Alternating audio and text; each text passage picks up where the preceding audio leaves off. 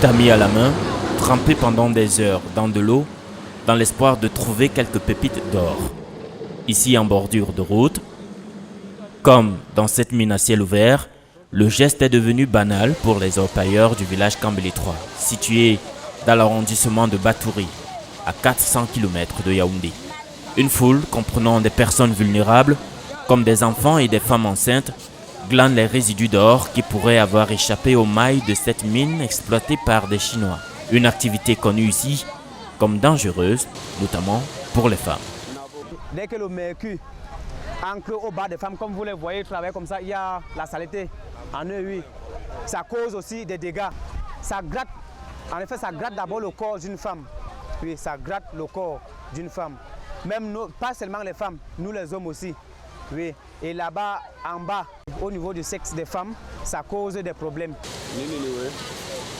Des lésions vaginales après de longues heures de labeur, c'est le prix à payer pour nourrir sa famille.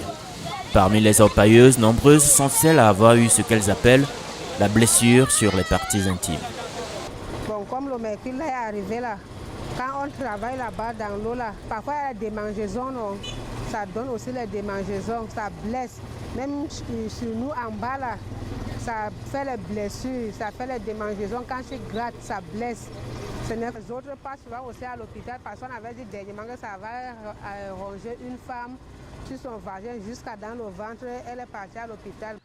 À l'hôpital catholique de Batouri, le docteur Betsalel Difo est l'un des habitués des patients souffrant de lésions vaginales.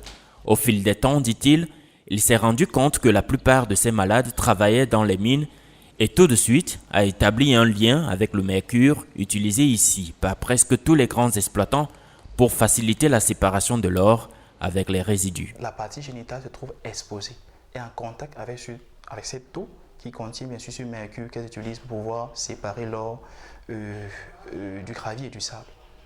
Or, s'il est bien vrai que le mercure peut entraîner des lésions face au contact au niveau de la peau, du tube digestif lorsqu'on ingère, il est aussi tout aussi vrai que si seulement il y a ce contact au niveau génital, vu que la femme se trouve plongée dans de l'eau contenant du mercure durant l'utilisation, durant ce travail, alors on comprend aussi que le niveau vaginal avec le sexe, l'appareil reproducteur, notamment le vagin, qui se trouve également exposé à ce liquide contenant du mercure, peuvent se trouver aussi endommagés.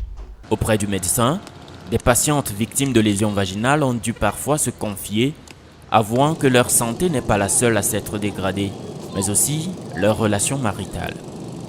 Imaginez-vous une femme mariée qui ne parvient pas à satisfaire les besoins conjugaux au niveau du foyer, qui ne parvient pas à satisfaire son mari. Forcément, ça fait un problème d'abord au niveau du foyer.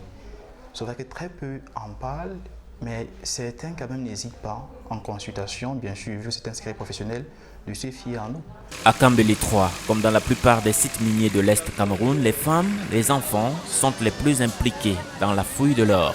Convaincu que la fragilisation de la santé des femmes de sa ville est un problème majeur à résoudre, Oberlin d'Abdo Bessala, le maire de Batouri, a inscrit cette question parmi les problèmes à résoudre.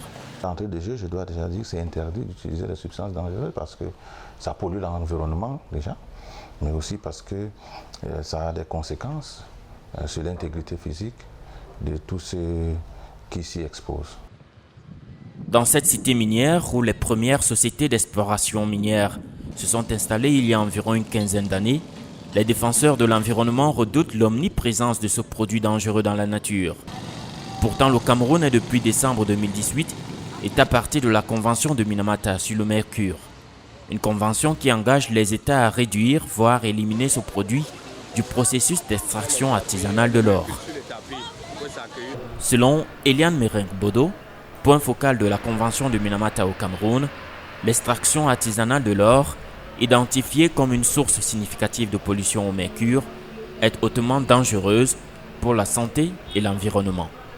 Il convient de relever que la manipulation du mercure intervient à deux niveaux. Pour ce qui est du premier niveau, le mercure est utilisé lors du lavage du minerai qu'est l'or. Le mercure est également utilisé lors du brûlage de l'amalgame au mercure. Généralement, les femmes sont impliquées lors du lavage de l'or. Et c'est à ce niveau-là qu'intervient l'exposition des femmes à ce métal-là, parce qu'elles sont impliquées dans les activités de lavage de l'or. Je voudrais dire que le mercure est un métal lourd hautement toxique qui constitue une menace pour la santé humaine et l'environnement. Il affecte particulièrement les reins, le foie, les poumons, le système nerveux, le système immunitaire, les yeux. Il cause également des lésions cutanées sur la peau, des troubles neurologiques, des malformations congénitales et des retards de troubles de langage chez certains enfants qui sont intoxiqués par ce produit-là. Si rien n'est fait, l'extraction artisanale de l'or au Cameroun pourrait devenir une cause de la disparition de la diversité biologique et de troubles importants de la santé des orpailleurs.